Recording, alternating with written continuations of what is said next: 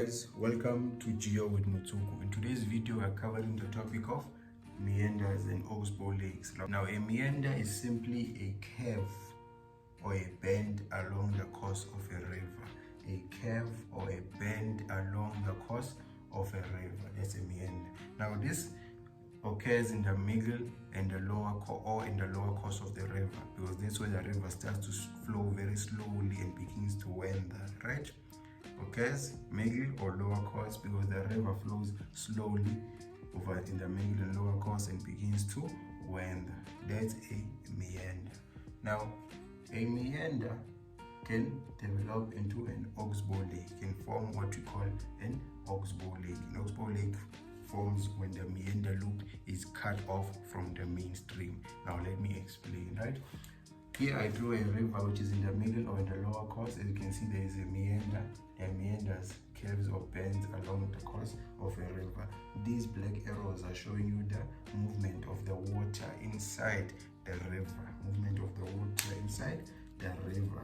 Now what you must know about a meander is that the outer banks of a meander, you can see this water as it flows. This is the outer bank, right? The outer curve or the outer bank is known as the undercut slope, right? As you can see, the water flows in this direction. Look at it. So it flows at a greater velocity, at a greater speed in the undercut slope or in the outer banks. So since the water flows rapidly, then there's going to be more erosion. There's going to be more erosion on the undercut slope. There's going to be more erosion on the undercut slope on the outer banks. There is more erosion. But on the inner bank, this is the inner bank. On the inner bank, we have our slip of slope. We have a slip of slope in the inner bank. We have a slip of slope. Since the water won't be moving fast in the slip of slope, there's going to be less erosion but more deposition.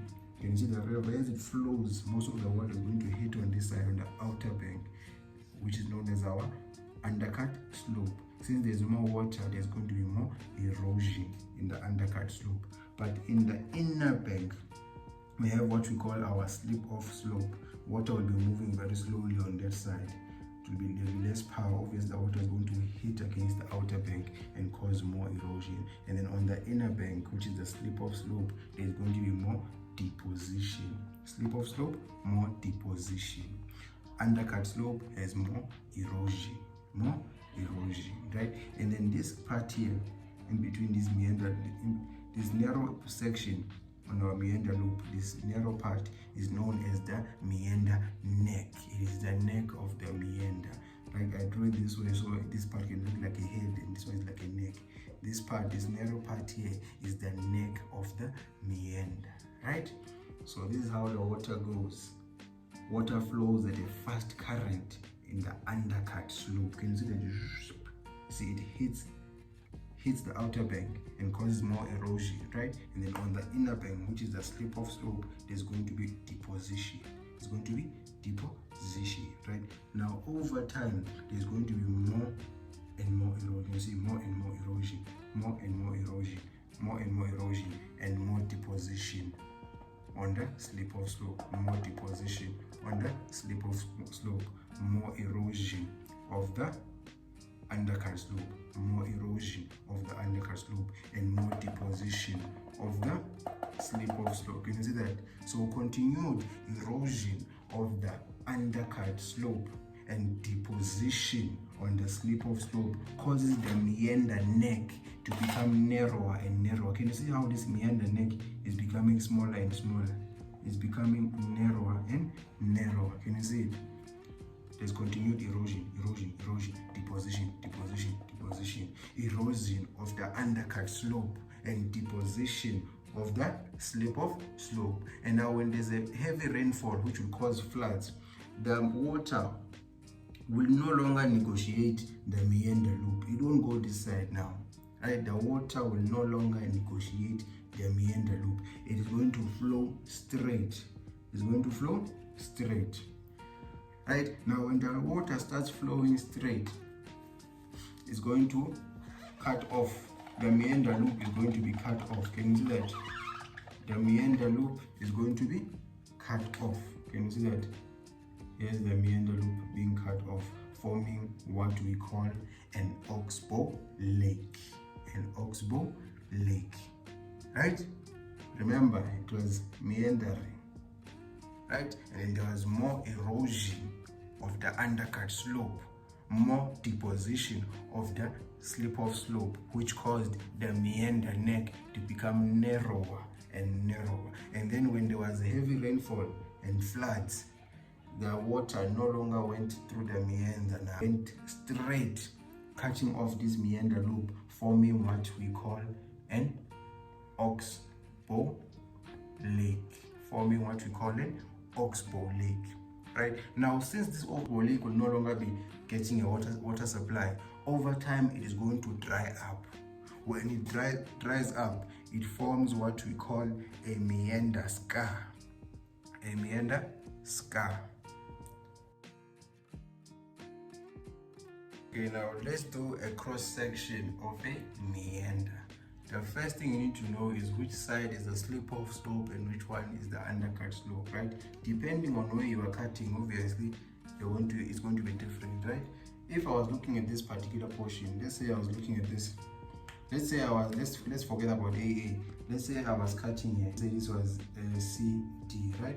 If I'm cutting at CD, remember I said the outer bend. You look at this level. Can you see how the bend is going? It's going in this direction, right?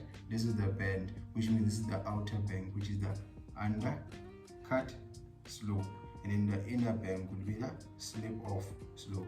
But look at AA. Here's the curve on this side. So this has to be the outer bend. This is how it's curving, right? So at this side where we have B, we have our undercut slope. Then on the inside of the curve is the slip-off slope. My slip-off slope is going to be gentle because there's more deposition there. And then my undercut slope is going to be steep. Again, see how steep my undercut slope is, because remember there's more and more erosion. See, it looks like a Nike, just do it, Nike. Okay, so then I'm going to label this part as my slip-off slope. This is my undercut slope. And then I saw in the exam they wanted you to show us where there's a fast current or where there's fast movement of water. That's obviously on the undercut slope, because as the water moves on this side, it's going to hit the outer bank, right, with more force, more velocity. As there's more erosion, you see, it hits this side with more erosion. So here on this side is going to be a fast current of water on the undercut slope, whereas on the slip-off slope there's a slow current of water. It's moving slowly. There's more deposition on this side. There's more erosion. Now this is a cross section of a meander at this particular point, right? Undercut slope, slip-off slope. Here's my heading: cross section. 1 mark, 2 for labeling slip-off slope, another mark for labeling the undercut slope, 4th mark for labeling fast current of water. But obviously the question will tell you exactly what's required, right? And the question I saw in the June paper, they wanted you to label these: slip-off slope, our fast current of water, and our undercut slope.